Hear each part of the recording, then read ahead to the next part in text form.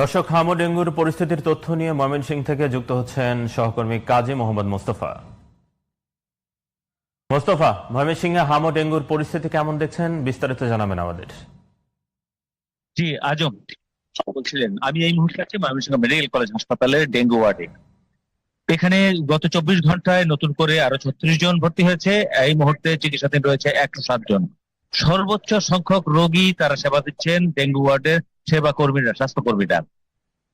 আপনাকে জানিয়ে রাখি, এ পর্যন্ত ময়মনসিংহ মেডিকেল কলেজ হাসপাতালে ডেঙ্গু ওয়ার্ডে প্রায় 1300 রোগী ভর্তি হয়েছিল, যার মধ্যে বিভিন্ন সময় অর্থাৎ 9 জনের মৃত্যু হয়। গত 24 ঘন্টায় একজনের মৃত্যু হয়েছে ডেঙ্গু ওয়ার্ডে। আপনাকে বলে রাখি, এই ডেঙ্গুর পাশাপাশি তাদের অন্যান্য রোগও ছিল, যে কারণে তাদের চিকিৎসকরা তাদের মৃত্যু হয়েছে বলেও চিকিৎসকরা জানায়।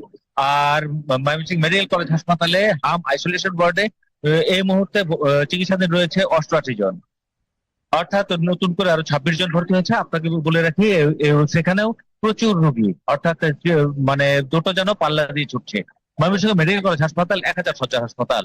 এই হাসপাতালটিতে রোগী হয়ে যায় 4000 5000, অর্থাৎ রোগীদের সেবা এবং বিভিন্ন উপকরণে হিমশিম খেতে হয় চিকিৎসকদের কর্তৃপক্ষকে। এবং রোগীরা অনেক সময় আশেপাশে ডায়াগনোসিস সেন্টারে তারা চিকিৎসা সেবা অর্থাৎ রিপোর্ট করানোর জন্য চলে যেতে হয়, এবং বিভিন্ন ঔষধও কিনতে হয় বাইরে থেকে। অর্থাৎ বিভিন্ন সময়ে তারা হাসপাতাল কর্তৃপক্ষ বরাদ্দের আবেদন জানালেও সেটি আস্তে আস্তে অনেক বিলম্ব হয়ে যায়। এতে ভোগান্তিতে পড়ে রোগীরা। আপনাকে বলে রাখি, ময়মনসিংহ মেডিকেল এই ডেঙ্গু ওয়ার্ডের যে অবস্থা, এখানে মেঝেতে, বারান্দায় এবং বেডে প্রচুর রোগীর সমাগম হয়েছে, এবং প্রচুর রোগী এখানে মানে চিকিৎসা সেবীরা তারা হিমশিম খেয়ে যাচ্ছে।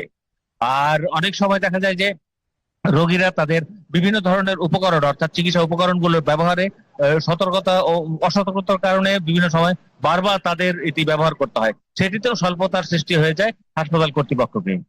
আর এটি এখনো মানে চিকিৎসকরা মনে করছে যে সামাজিক সচেতনতা বৃদ্ধিতে এটি মুক্ত পাওয়া সম্ভব।